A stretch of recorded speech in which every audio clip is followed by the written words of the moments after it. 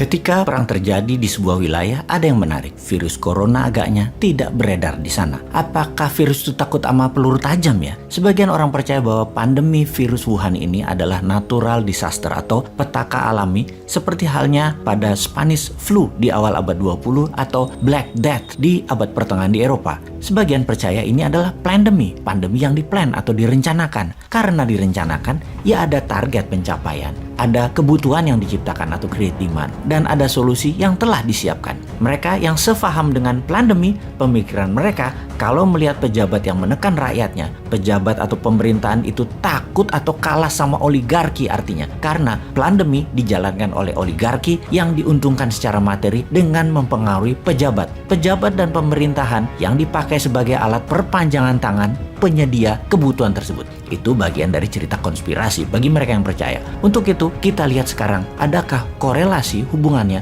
dengan perang di Ukraina versus pandemi. Juga sebelumnya kita kupas bagaimana taktik perang Rusia di Ukraina dan apa counter attack strategi bertahan dan menyerang baliknya Ukraina kali ini. Kita lanjut. Sebagaimana kita ketahui pada 24 Februari 2022, dalam waktu 48 jam atau 2 hari setelah serangan, kemajuannya sangat cepat hingga menjangkau lebih dari 80 km dari garis perbatasan. Salah satunya karena militer dan pejabat Ukraina tidak percaya bahwa Rusia akan masuk menyerang Ukraina. Kemudian serangan Rusia melambat, bahkan dalam 2 minggu setelah pencapaian 80 km tersebut, ternyata serangannya hanya menambah jangkauan 15-20 km saja. Hingga saat ini, hanya kota pelabuhan Mariupol yang luluh lantak. Kota nomor 2 terbesar Ukraina, Kharkiv, masih belum bisa ditaklukkan walau jaraknya sangat dekat dengan perbatasan Rusia. Kota nomor 3 terbesar Ukraina, Odessa, bahkan belum tersentuh banyak. Dan Kiev, ibu kota negara, masih aman, belum bisa terjangkau pasukan Rusia. Masih 30 km jarak pasukan Rusia terdekat untuk mencapai Kiev, dan ini sudah minggu ke-6 setelah penyerangan. Perhitungan pencapaian serbuan Rusia baru hanya bisa menaklukkan 20% wilayah Ukraina dan tidak bergerak maju lagi. Kota-kota di dalam jangkauan 20% wilayah yang telah dicaplok pertempurannya masih sengit terjadi, seperti di Kharkiv misalnya. 20% wilayah yang dikontrol Rusia saat ini adalah sekitar 125.000 km persegi di luar Crimea yang sudah dianeksasi di tahun 2014. Yang jadi pertanyaan sekarang, apakah dengan telah mengendalikan 20% wilayah Ukraina, serangan Rusia dianggap sukses? Bagaimana kalau kita bandingkan dengan Operation Barbarossa di tahun 1941, serangan kilat Jerman ke wilayah Soviet yang merupakan serangan tiba-tiba di mana dalam 1 minggu berhasil maju 300 km dan dalam 2 minggu 700 km pasukan Jerman sudah masuk ke wilayah Soviet. Kemudian ketika memasuki 1 bulan, Jerman berhenti sebentar dan menguatkan pasukan cadangan dan logistik, lalu menyerang melebar tetapi tidak langsung ke Moskow. Dengan jumlah tentara Jerman menyerang Rusia sangat besar, membuat di awalnya Rusia tidak memberi perlawanan berarti. Namun yang kita semua tahu, Operation Barbarossa, Jerman kalah dari Soviet. Kesalahan Jerman adalah salah waktu menyerang Soviet di musim dingin, dan salah membaca moral semangat tentara Soviet yang militan. Kita sekarang membandingkan dengan serangan sekutu ke Irak di tahun 2003, di mana dalam 1 minggu 300 km pasukan Amerika dan sekutu masuk ke wilayah ibu kota Baghdad, yang kemudian dalam 6 minggu, 1,5 bulan kemudian Irak takluk.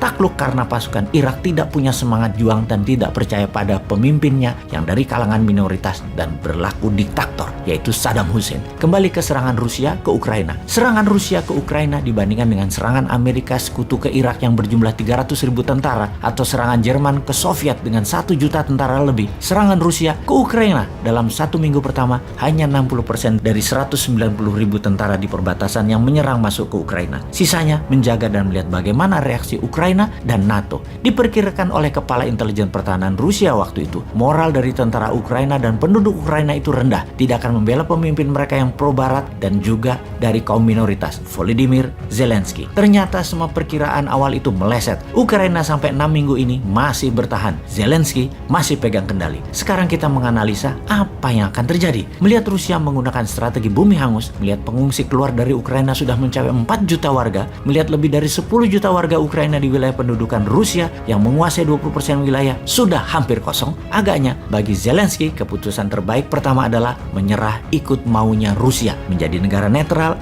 tidak ikut NATO, melepas Donbas, menerima lepasnya Crimea, atau terus bertahan tidak menyerah namun terbuka untuk negosiasi, main panjang, selundupkan terus senjata dari perbatasan Polandia ke kota Lviv, tambah terus mercenaries dari pihak barat, geser penduduk ke sisi barat Ukraina, biarkan sisi timur kosongkan penduduknya, bertahan sporadis pakai serangan insurgensi dengan perang kota di wilayah timur Ukraina. Lalu ada lagi analisa yang sangat penting untuk kita pertimbangkan. Kita semua tahu, virus Delta adalah mutasi virus Alpha. Siapa yang terpapar Alpha tidak terpapar Delta. Lalu ada Omni, di mana yang terkena Alpha dan Delta ternyata tetap bisa kena Omni. Artinya apa? Ada dua artinya. Artinya, satu, vaksin tidak efektif karena sudah divaksin tetap kena, walau dengan perkataan yang penting tidak parah. Nomor dua, juga bisa berarti Omni bukan mutasi Delta, karena itu yang kena Alpha atau Delta tetap bisa kena. Maka, analisa gosip terbaru adalah kalau perang Ukraina cepat berlalu, kurang dari 3 bulan dari sekarang, maka tugas pandemi belum selesai. Ada Delta